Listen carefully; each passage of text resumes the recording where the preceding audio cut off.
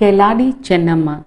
Two famous Viranganas were born in the state of Karnataka, Keladi Chennamma and Kittur Chennamma. Keladi Chennamma had fought with Aurangzeb and Kittur Chennamma had fought with British. Keladi was a state in the Malnad region of Karnataka. Somashekara Nayak was crowned king at the age of 14. He was skilled and religious king. He did many reforms in his state. King got married to Chennamma, the daughter of Siddappa Shetty. The marriage of Raja and Chennamma concluded with great pomp and royal splendor.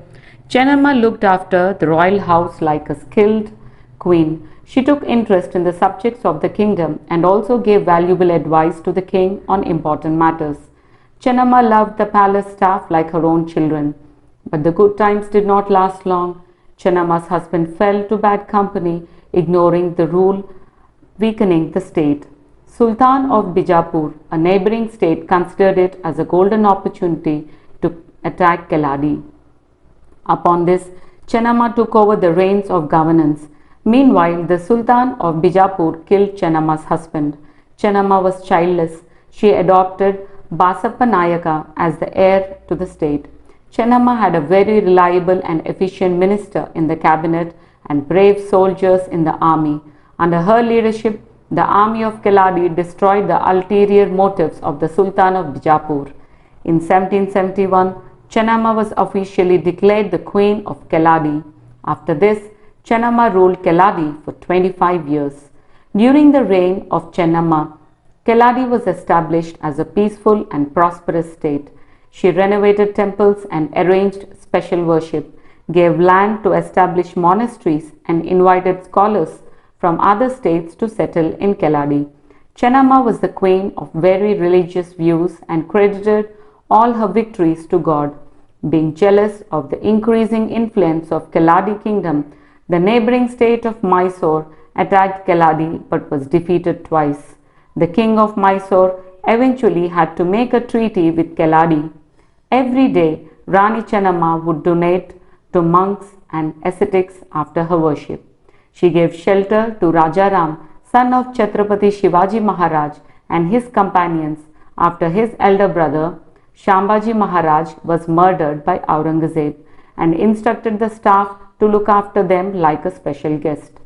Aurangzeb attacked Keladi out of vengeance, but the brave army of Chennamma defeated the invasion, and eventually the Mughal army had to make a pact with Keladi. Brave Queen of Kittur, Chennamma fought the British 33 years before the independence movement of 1857 and astonished them with her courage and valor. Born in 1778 near Belgaum in Karnataka, Chennamma had a special interest in horse riding, swordsmanship, archery since childhood. She was married to King Mallasarja from the house of Kittur in Belgaum.